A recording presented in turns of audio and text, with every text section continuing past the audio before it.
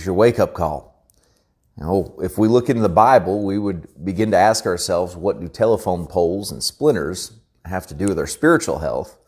Matthew 7, chapter 7 and verse 3 gives us the answer to that. This morning, we're going to take a look at just what exactly telephone poles and splinters have to do with our spiritual health.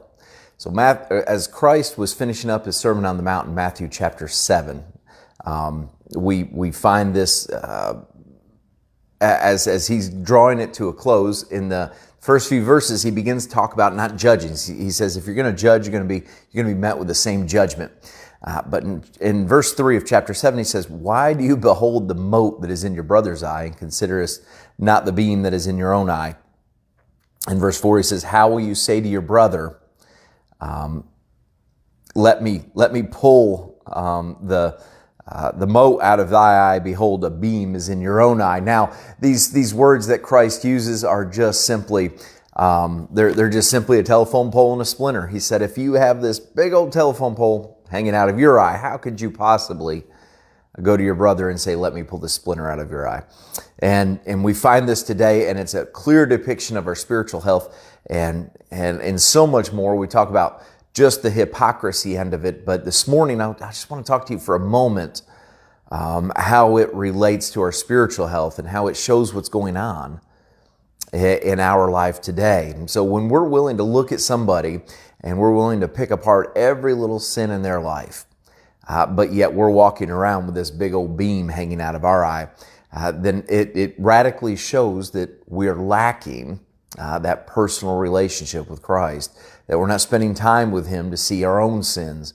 It's oftentimes that we don't want to reflect on what maybe what we're doing, or maybe how we're approaching things, or how we're feeling about things. And when we neglect that self-spiritual care, we find ourselves in situations where we're wanting to pick specks, little specks of things out of our neighbor's eye or our brother's eye, when we ourselves are walking around with such blatant atrocities in our own life.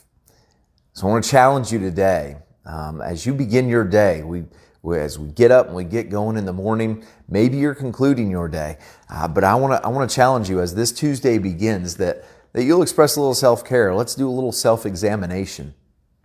And the only time, it seems like the only time that we like to do self-examination is before we do communion, and we find the instruction given from the preacher to examine yourself. Well, we should be examining ourselves every day.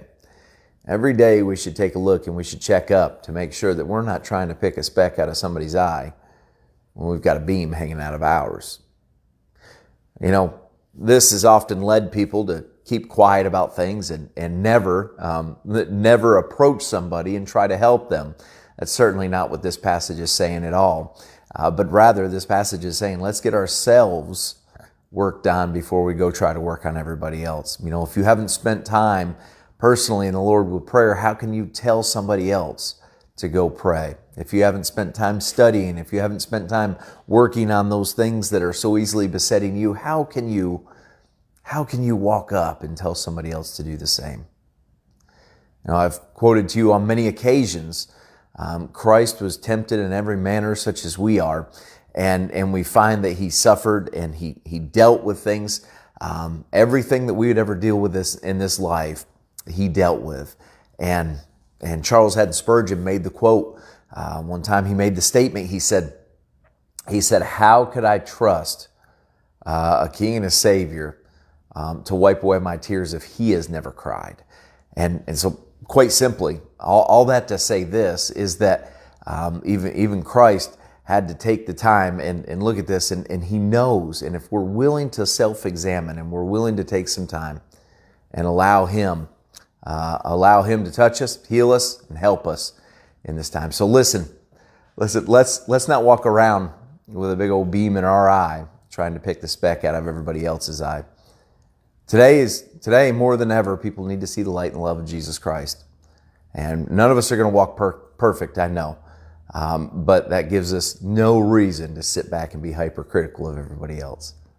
So let's be as the Lord was, and let's go forward declaring life through his word. All right? Well, I hope that you have a wonderful Tuesday. I look forward to seeing you tomorrow morning.